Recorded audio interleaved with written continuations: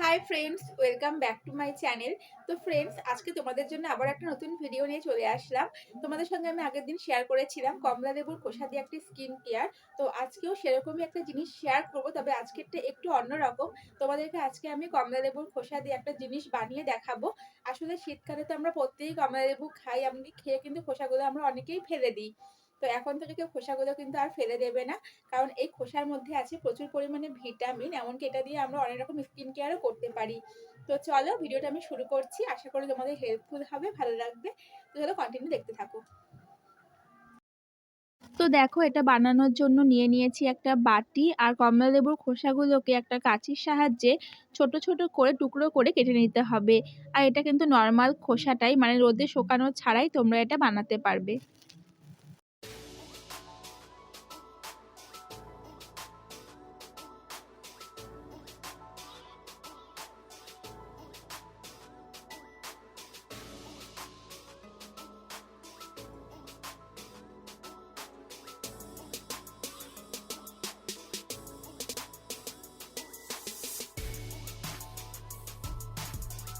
তো চলো, সবগুলো খোসা কাটা হয়ে গেছে। এরপর এর মধ্যে দিয়ে দেব কিছুটা পরিমাণ জল। তোমরা তোমাদের পরিমাণ মতো দেবে, মানে যতটা পরিমাণ খোসা থাকবে সেই অনুযায়ী জলটা দেবে আর কি।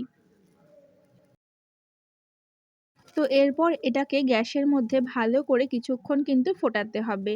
তো গ্যাস জ্বালানো আমার হয়ে গেছে। এরপর দেখো, এটাকে আমি কিছুক্ষণ গ্যাসের মধ্যে বসিয়ে রাখবো, মানে যখন জলটা খুব ভালো করে ফুটবে তখন নামাতে হবে।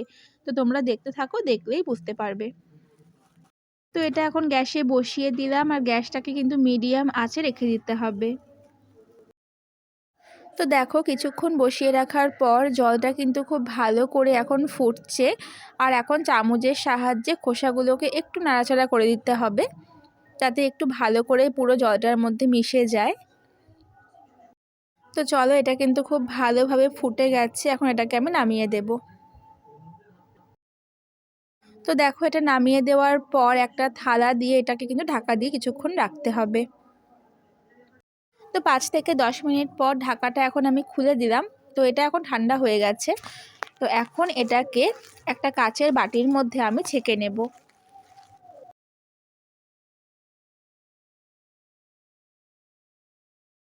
তো এটা কিন্তু একদম ভালো করে ঠান্ডা হয়ে গেছে।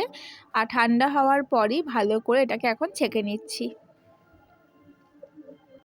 তো আসলে এক হাত দিয়ে ক্যামেরা করছিলাম আর এক হাত দিয়ে এটা ঢালছিলাম, তাই একটু অসুবিধে হচ্ছিল। যাই হোক, তো দেখো আমার ভালো করে ছেঁকে নেওয়া কিন্তু এটা হয়ে গেছে।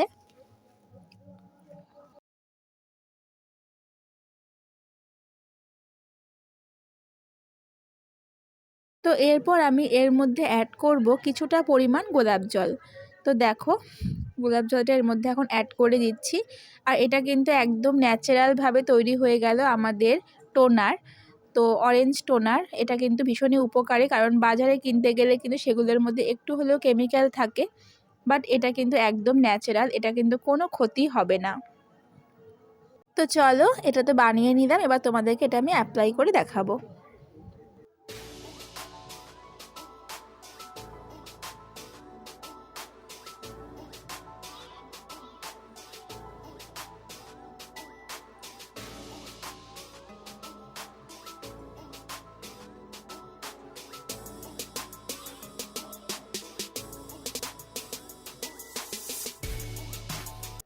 আর এটা ব্যবহারে কিন্তু স্কিনের দাগ ছোপ অনেকটাই হালকা হয়ে যাবে।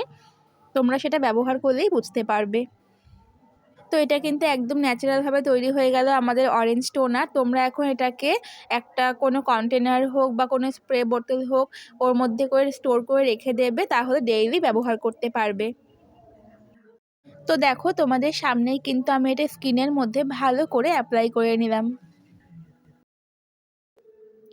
তো বন্ধুরা, কেমন লাগলো আজকের ভিডিওটা? আশা করি তোমাদের এটাতে ভালোই হেল্প হয়েছে। আর তোমরাও এটাতে বাড়িতে ট্রাই করো, অবশ্যই আশা করি তোমাদের ভালো লাগবে। তো আজকের মতো এ পর্যন্তই থাকলো, আবারও দেখা হচ্ছে নেক্সট কোনো ভিডিওতে। আর কমলা লেবুর খোসা তোমাদের সাথে আমি আরও কিছু শেয়ার করবো, এরপরে নেক্সট ভিডিওতে আরও কিছু শেয়ার করব। তার আগে আজকের ভিডিওটা যদি ভালো লেগে থাকে, চ্যানেলটাকে অবশ্যই সাবস্ক্রাইব করে রেখো।